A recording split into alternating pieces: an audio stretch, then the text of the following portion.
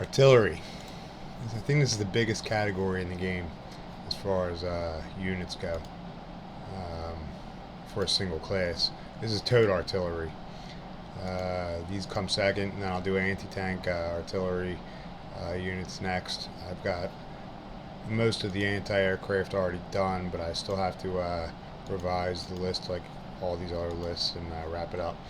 Anyway, World War I, World War II era units that I've got in the game are listed per region, and I've defined a set format for indexing the units per region, meaning like German units are written or defined in a certain way. Bore size comes first, always centimeters, and then the actual designation or name of the unit specifically. French, MLE, use millimeters for French. This is Italian, it's either canone or a vice. This is a Polish unit that somebody, I might have added that, I don't know. It's basically a French, I'm pretty sure it's a French cannon that was rebored and customized. This one I think was Soviet. This was a Soviet cannon that was rebored and made into a custom cannon that then became a Polish design Armada. There's also a 105 millimeter cannon in the Armada under that designation. That's either French or Czech. I gotta read deeper into that.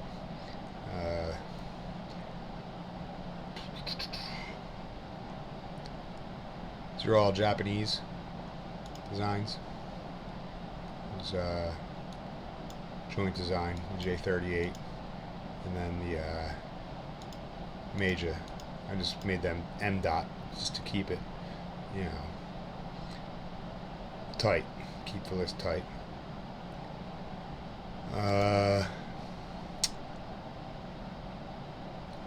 Austria and Hungary. This can be expanded. I can add unit upgrade text for these cannons, and then I want to look into the 15 centimeter VZ25, K35, and VZ37 because I saw them listed as Hungarian artillery pieces on some website somewhere. There's the VZ37 right here in the Czech file. So I may have to look into that further to see how that was acquired or jointly developed between Czechoslovakia and Hungary, or if it was acquired after the breakup of Czechoslovakia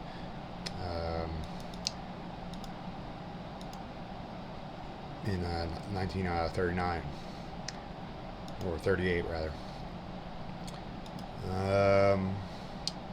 And Sweden, I just did these today. It's the first time I've ever looked into Swedish artillery, and I identified what pieces were being referenced based on their year availability and their specific stats that were defined in the unifile that were existing.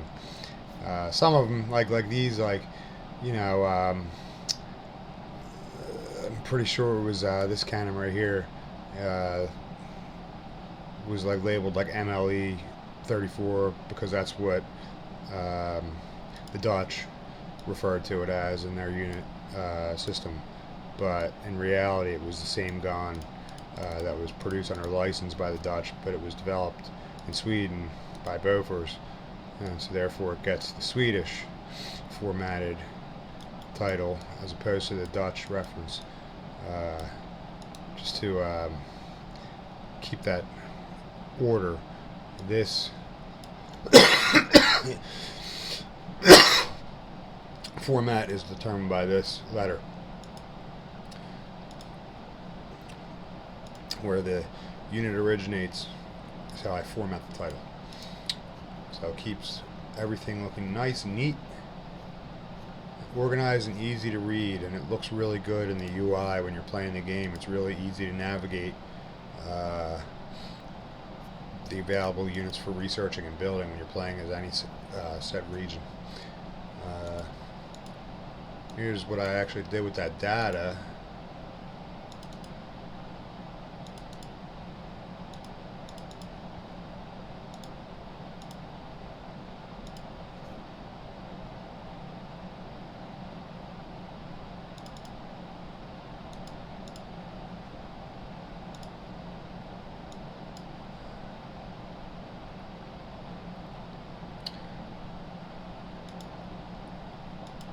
Adjusted the crew size according to actual crew sizes.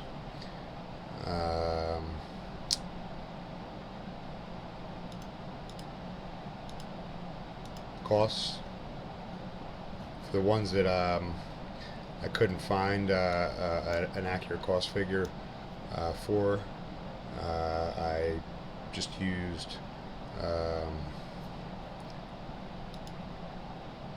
other units that I have a defined cost listed for to be able to get it within an acceptable range of likely around about what it would cost to build that, based on what it would cost to build a similar cannon that I know the cost of in a different country in the same era, say within the same year or two. Some of them you can't find cost figures for. Like I do a pretty detailed reading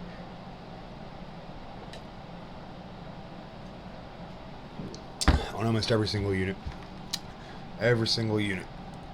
I don't just reference the Wikipedia stat box. I actually read the whole article, and then I oftentimes do further research beyond Wikipedia for specific units if I really am digging for data. Some of them just don't have costs on record, so you have to guesstimate or consult the government, the respective governments of these units, to try to acquire those figures by alternate means offline, which I don't know. I'm not going to do it, but if somebody's really that diehard about making sure this is 110% accurate, then go for it. You might actually get some success. That'd be pretty funny. I really need these figures. Alright, so the cost is pretty good. It's I'd say that's like 90% accurate for the costs. Weights are all 100% accurate.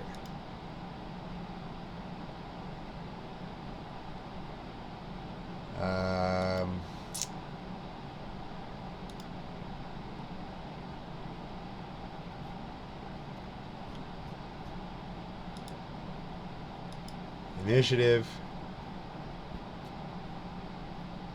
I gotta review Germany. Otherwise, I have all the listed rounds per minute.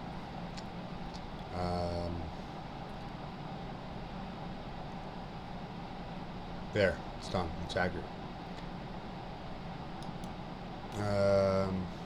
Ranges are all for artillery. I'm going with the max range that's listed for each unit.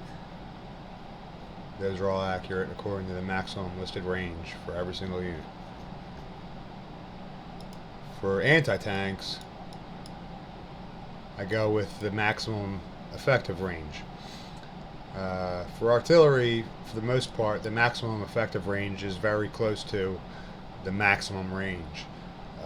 For anti-tanks, it's more like you would take like like if they convert like this into a 75 millimeter anti-tank, you would basically just reduce the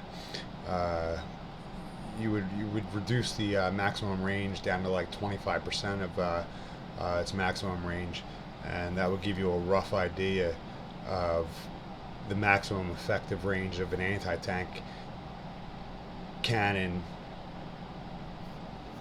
firing a different shell from the same gun or a similar gun, but they have the maximum effective ranges listed for most anti-tank systems, so therefore that's how I'm doing it. For others, I'm just simply, for others that I can't find the max effective ranges for, I'm just, like I said right there, just using a quarter of what its maximum effective range as an artillery piece is, and that's pretty close to accurate for most instances, depending on the shell they fired. So I got that all down for the artillery. That's all good. I could add like air attack range for like the MLE 75, 1898 or 1897, because that was adapted into an anti-aircraft combat. For now, none of my cannons have anti-aircraft capabilities. Surface attack range, soft attack.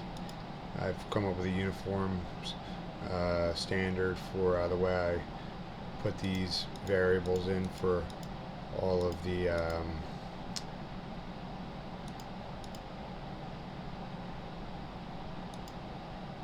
units, so that's all coordinated well. Combat time and supply cap, that's all accurate. It's hard to find a limber count for each towed unit. It's easy to find for like a tank, like how many shells it carried for the main gun, but for a limber of artillery, it's hard to pinpoint how many shells will be carried for a gun. So I consulted a co-pilot, and we determined that 30 for World War II era cannons was a good limber size per cannon, meaning, you know, you got your cannon rolling on the field, and then you got your supply wagon behind it with 30 shells in it. So I made that the standard for the artillery cannons, minus that one right there, because that's a huge cannon. It's going to be a coastal artillery piece. And then what that weighs. So this is what each unit's ammunition weighs multiplied by 30.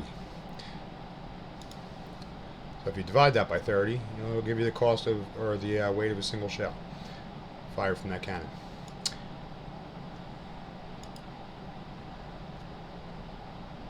Alright, and then display. For everything that's 75 millimeters, it's got a new a set sound. Some of them deviate a little bit. You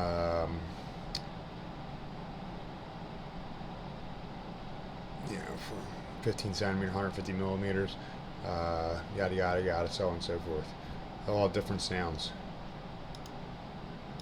I got a really cool sound that I'm going to work on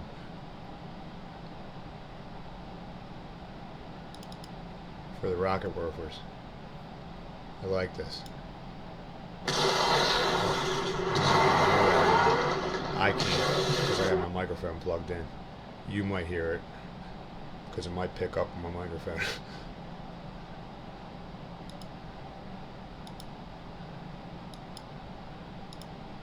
So I'm going to work on that and then make it sound good for the game, for the rocket warfers.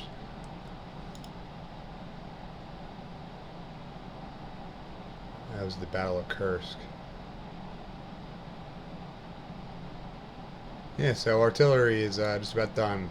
Got United States, United Kingdom, and Russia to finish. And then that's all done. This is just my reference. This is my German artillery pieces up top. They're already done. These need to be done. That's it. That's it.